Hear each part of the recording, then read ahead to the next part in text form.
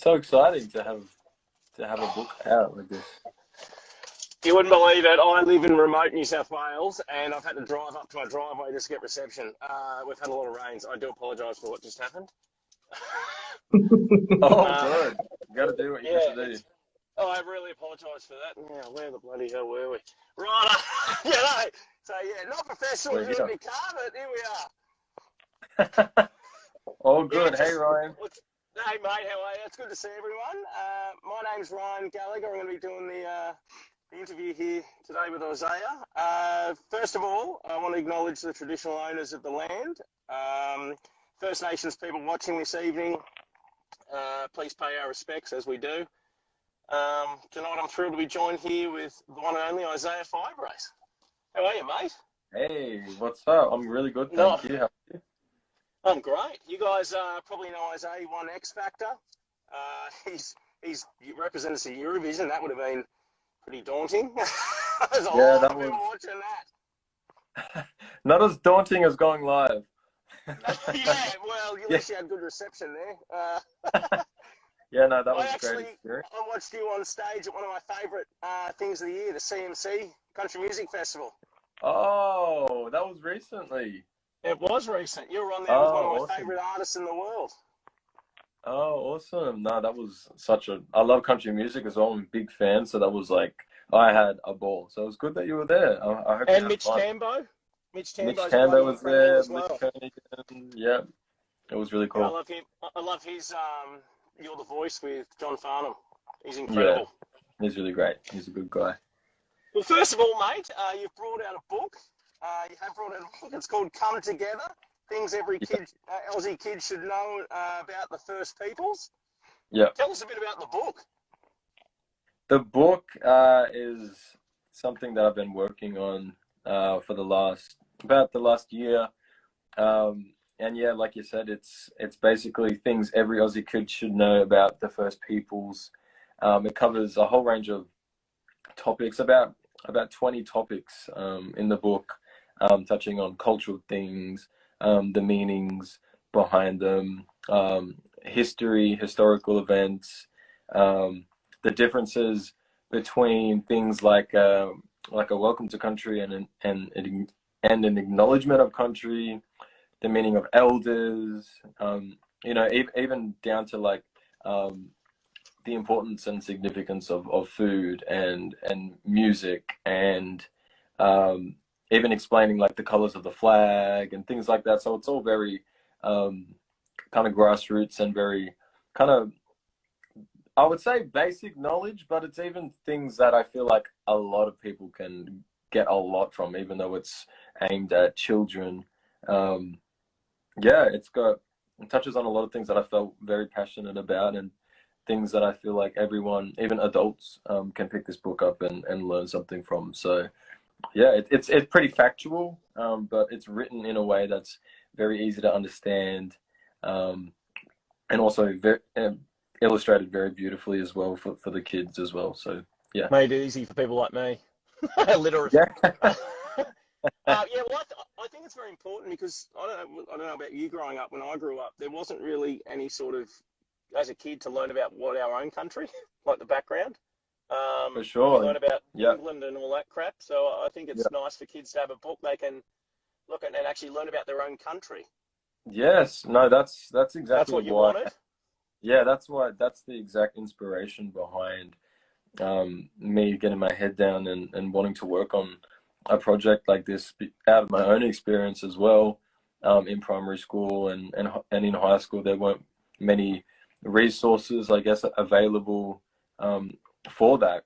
And yeah, I remember just like sitting, I think it was like during COVID, and I was like really just thinking about just my life and my schooling experience, and thinking like there was a huge gap in this kind of sector, I guess. And I thought, why not try and do something out there that will benefit a lot of people? But as much as I had the inspiration, but with like benefiting other people and helping other people, it helped me so much writing this book, in terms of finding more things about my own culture that I didn't even necessarily know about or wasn't quite sure about.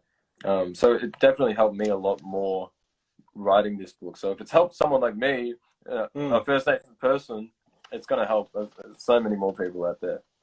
Well, you're a very proud First Nations person, so it would have been pretty easy to write the book. Why was now the right time? I think, like I said, like I guess I'm at an age now where I really, you know, I guess I've discovered myself and who I really am, and you know, I'm very proud of, like you said, I'm very proud of my heritage and who I am. And I don't know, it just kind of like the stars kind of like aligned with this kind of dream of mine to have a book like this out. Um, I've done a, you know, in high school I was studying actually to be a teacher's assistant. So I've always had this love for like education and for youth and for children. Um, and yeah, it kind of came from that kind of passion that I have. And and I think now is a great time as well. I think, you know, looking around in society, a lot of First Nations history and culture and people are very much more out there, I feel like, than there's ever been. There's a lot of Yeah. representation everywhere, even in all across industries, fashion, art, music. Um, so it kind of, yeah, it came at the perfect time. Yeah. Being a teacher's aide, did you find it hard to put your culture into a sort of a way children can understand it? While I was studying. No, for this book, was it hard to like put it in, make it easy for them to understand and Um, like wordings and stuff like that? I guess yeah, definitely in the whole writing process and editing process of writing a book. Like I said, this is my first time ever being a part Yeah, of like being an author, so I didn't even know the steps to it, and um, yeah, like there was a lot of back and forth with you know, editing paragraphs and editing sentences so they were easy to understand and easy to get. Um, but yeah, like a lot of the topics that I touched on, I did know the ground information about it, but you know, I did have to put in a lot of research as well, um, and a lot of proofreading as well from, you know, elders to make sure yeah, everything, you know, like that I wasn't just making anything yeah, up, you know. yeah. So we definitely made sure that it came across in a very um, easygoing kind of way, but still packed with like the information. But like I said, very easy for anyone to pick up and read. When you were writing this book, what was the best memory you had, and what's the worst? The best memory I had,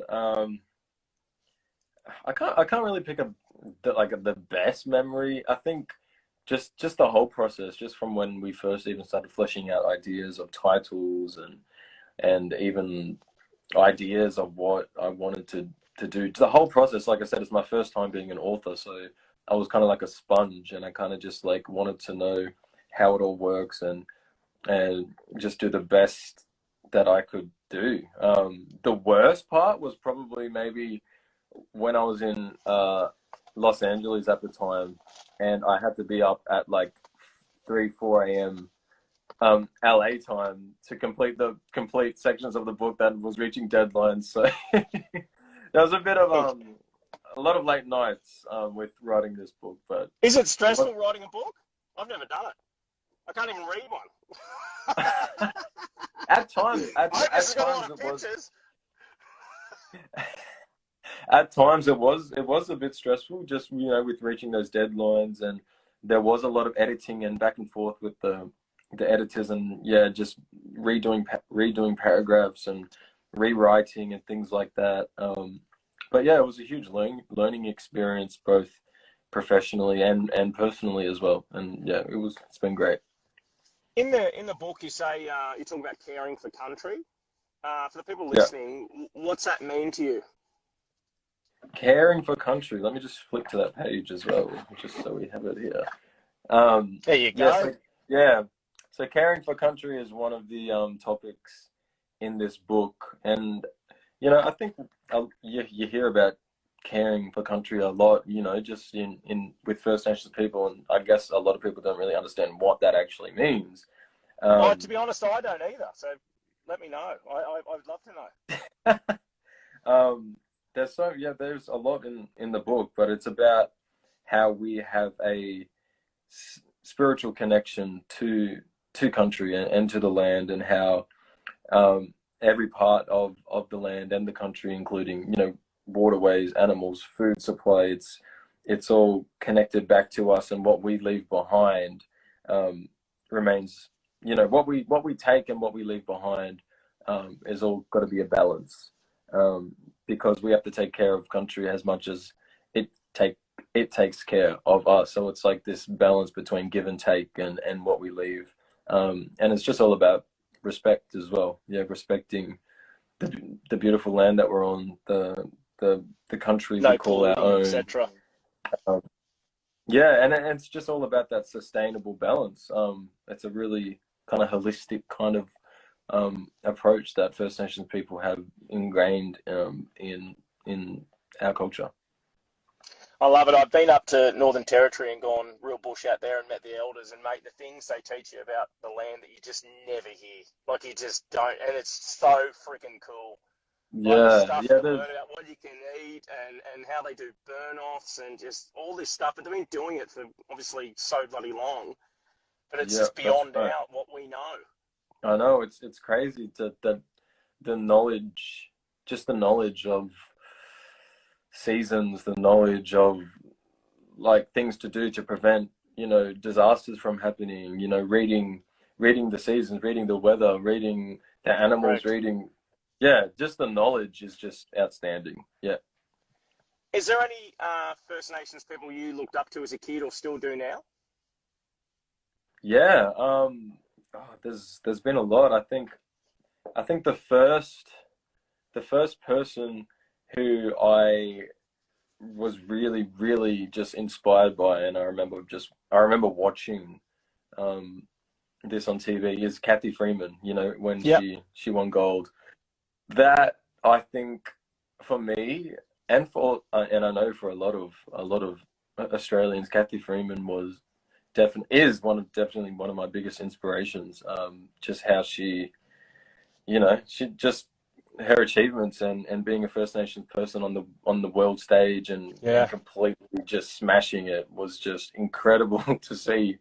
I remember So it. Kathy Freeman is, yeah, it's an amazing thing to watch. Even when I watch that race back, like, it's emotional. I don't know, it carries such a, I don't know, it carries an energy to it. And that's Well, just just to something do that's, it at home. She did it at yeah, home. for It's sure. Yeah. incredible. Um, What about that's artists, music something. artists? Yeah, I mean, Jess Malboy has been obviously a huge Yeah. inspiration for me. Seeing her journey, being a young teenager to where she is now. Yeah, she's definitely a huge inspo. Um, yeah, there's the Young Warriors, who I'm actually good friends with as well. They're a great hip hop rap duo that I really am inspired by.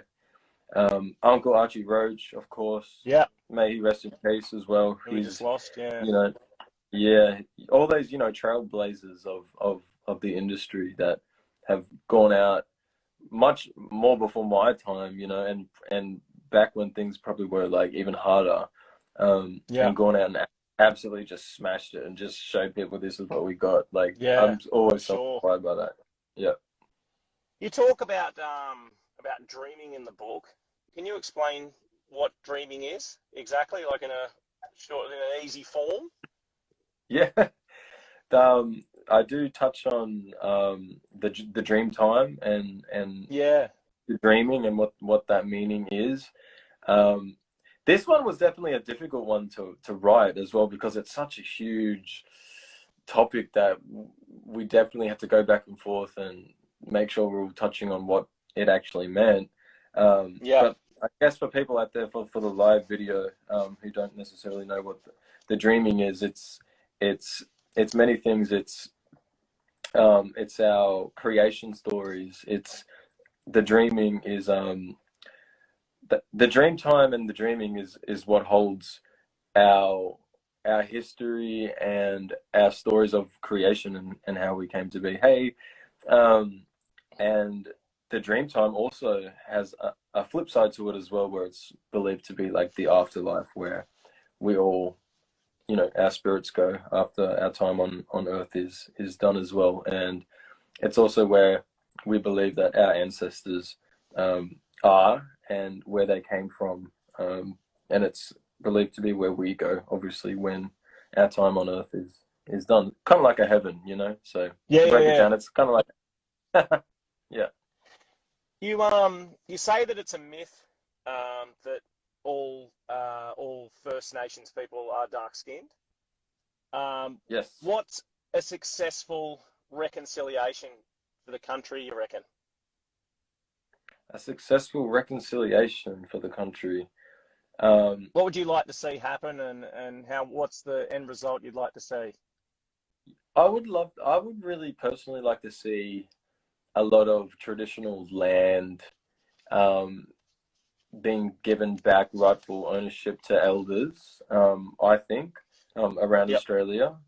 Um, I think that's probably a huge one for a lot of people is reconciling um, the ownership of land and treaty, for First Nations people. And I think reconciliation, it's a huge umbrella for like a lot of different things.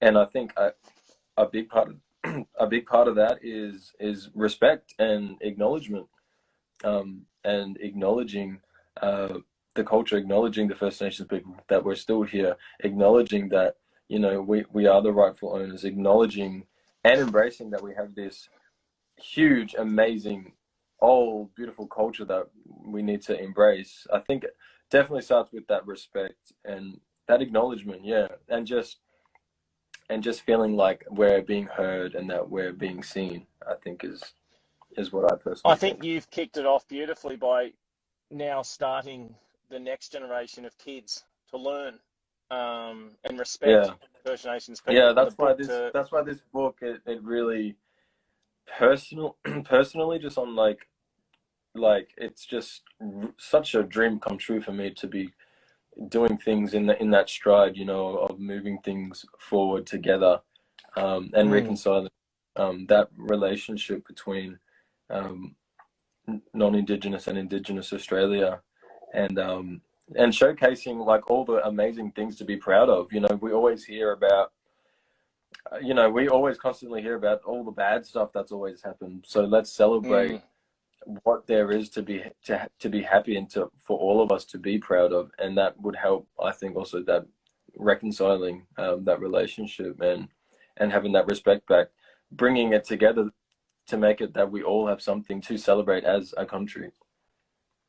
Seeing you and Mitch Tambo and Lee Koenig on stage, like I said the other day, that made me so proud to be where we are. That was just, mate, I had goosebumps. It was freaking incredible. Thank you. Oh, it was, mate, I'll tell Thanks. you, Yeah, that was, oh, insane. Like, insane. You, thank you. I you appreciate that. killed Yeah, that, we all three of you. we we worked on that song. We worked on that song. It's also titled "Come Together" as well.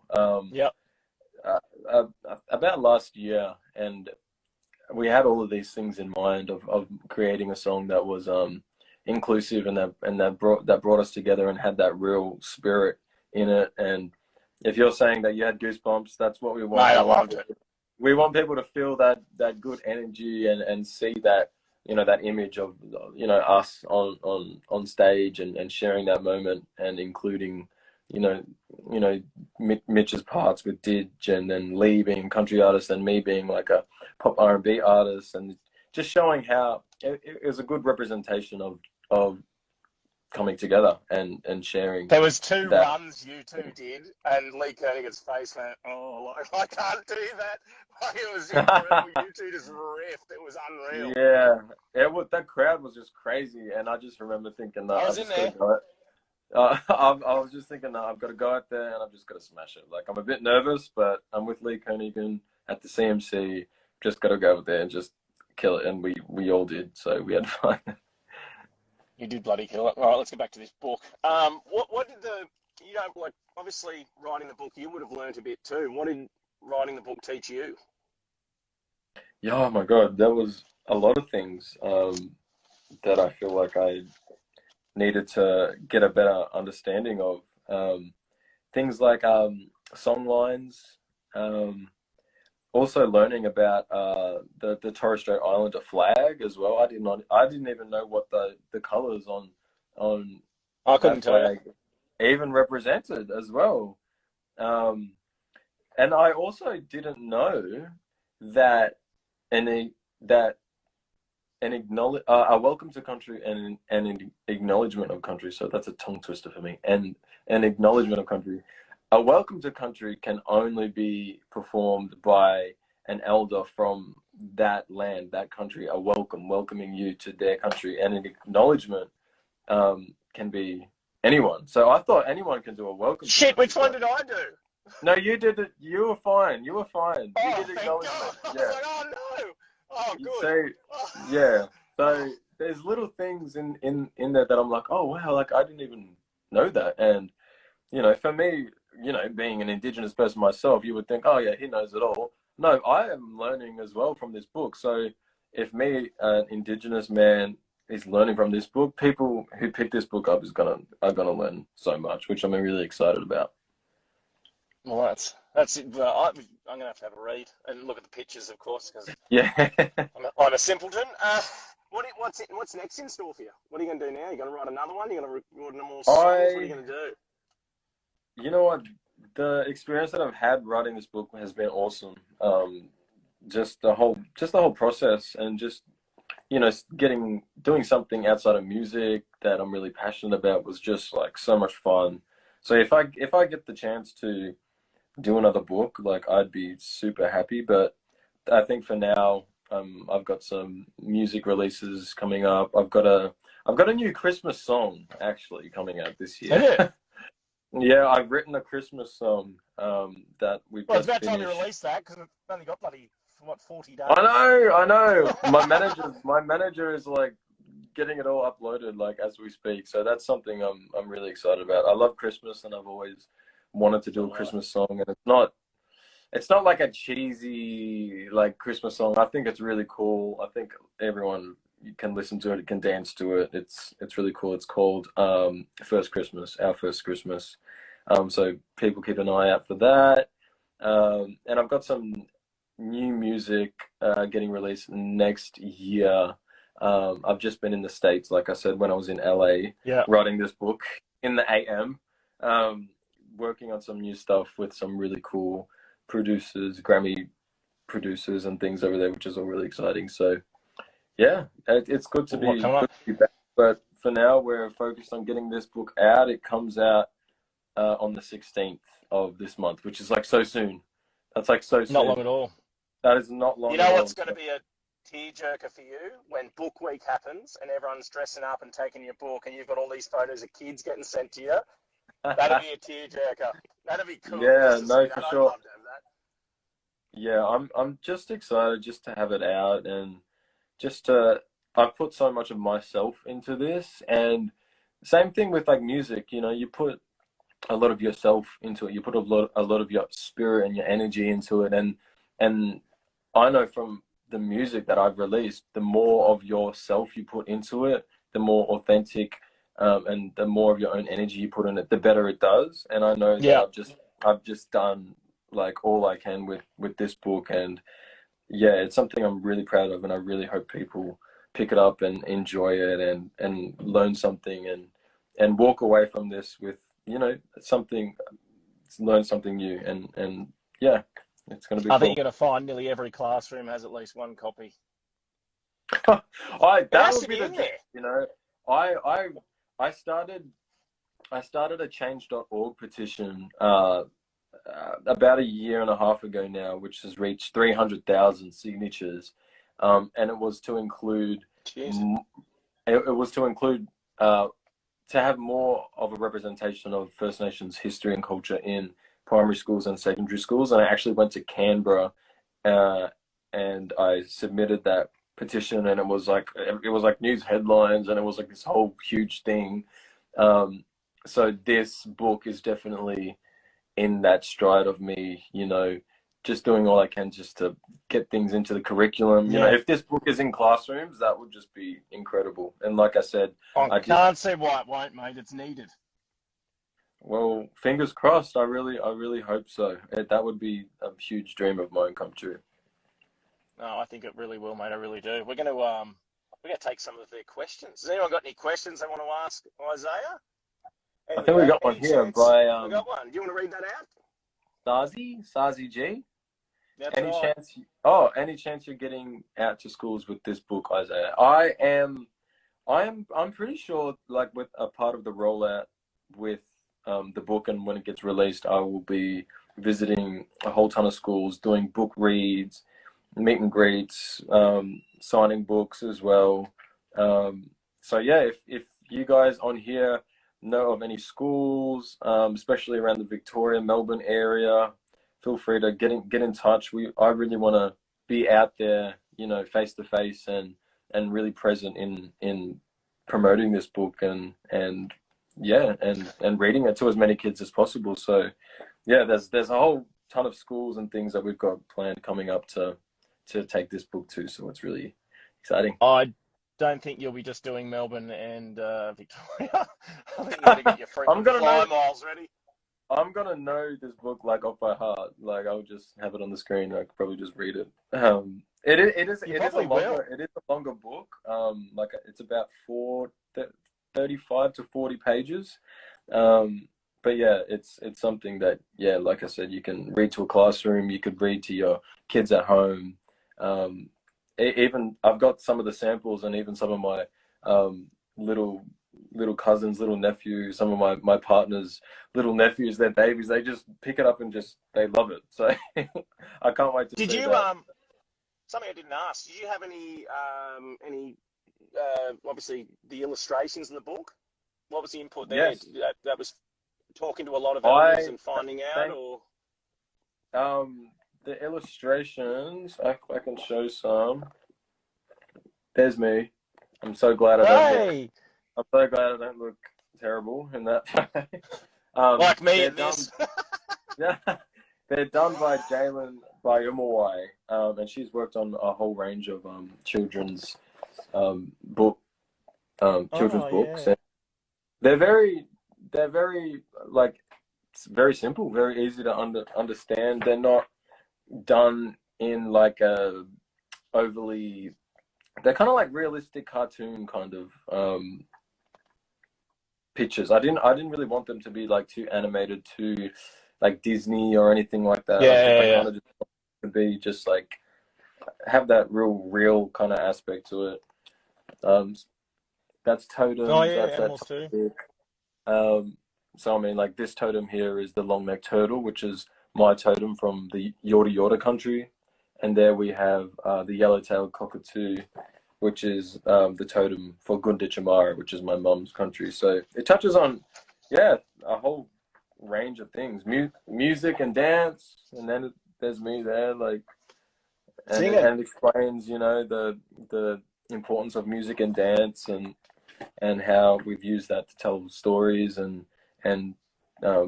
continue storytelling through music and dance, and I wanted to keep it as personal, like I was telling the story.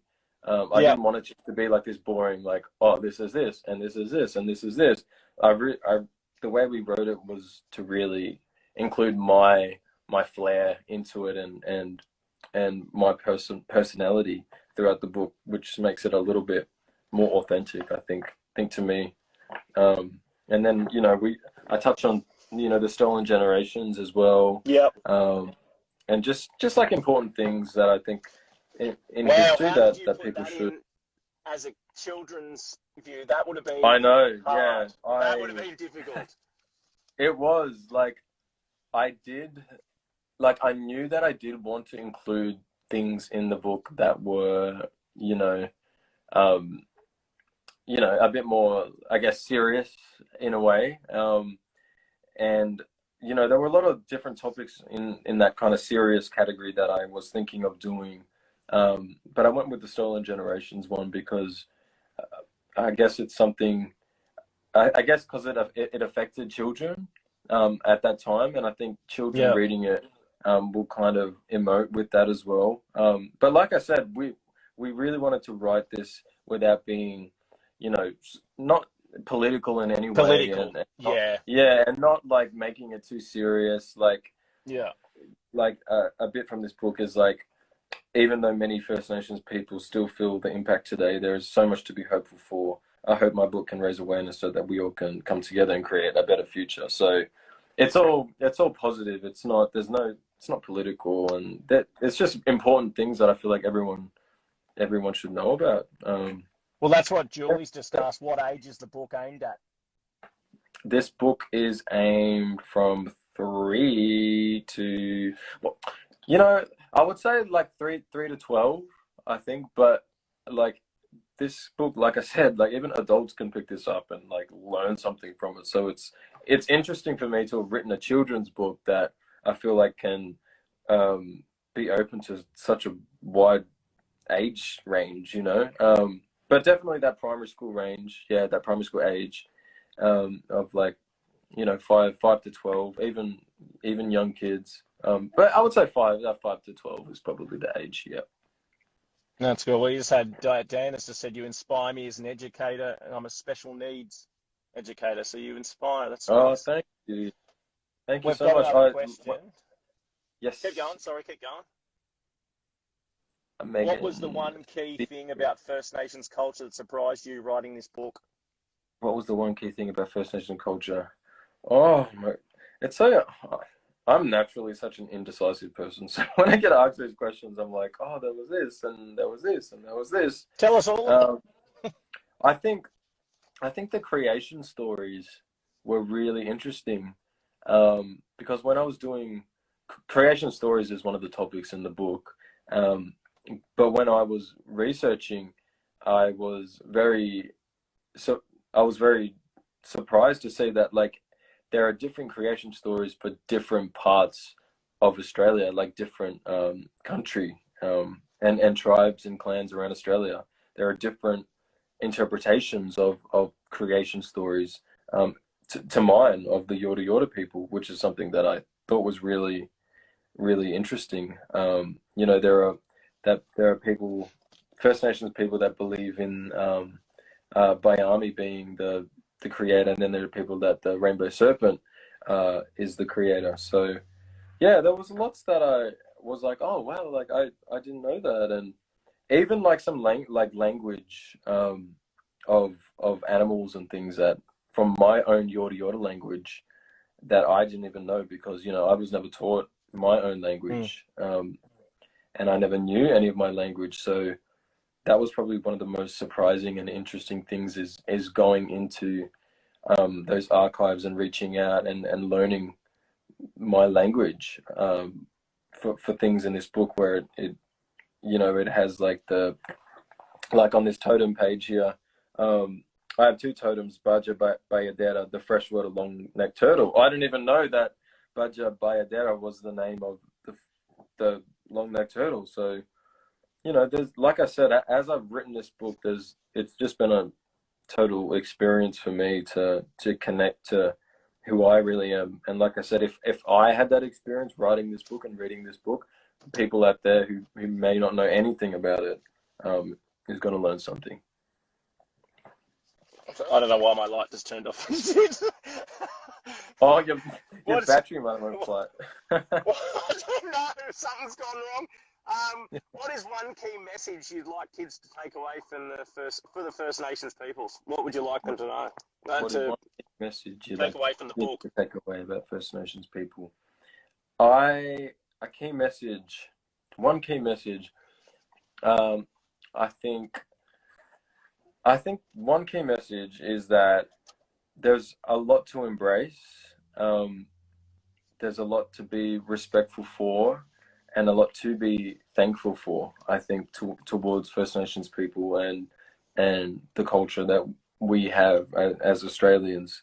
I would love people to walk away with a deeper understanding of what it means to be a First Nations person, and yeah, and I think the key message I think is to walk away just with a newfound respect, I think. And yeah, I think that's the main thing. Well, mate, it's coming to an end. It's been an absolute pleasure talking to you. If anyone does want to buy Come Together, it's right now. It's available on Booktopia for order, booktopia.com.au. There it is there. There's a link in the bio as well. You can get a copy down there. My name's Ryan. It's been an absolute pleasure interviewing you, mate. Thanks, Ryan. Thanks, everyone, for joining. And thank you, everyone, for tuning in. This comes out on the 16th of November. Check it out. We'll be available online, in bookstores. So make sure you check it out. Read it to your kids. Yeah, it's something I'm really proud of. So thanks, everyone, for joining. And thanks, Ryan. Appreciate it, man. And you should be. Thanks, guys. Thanks, Thank you. Bye. See ya. Bye.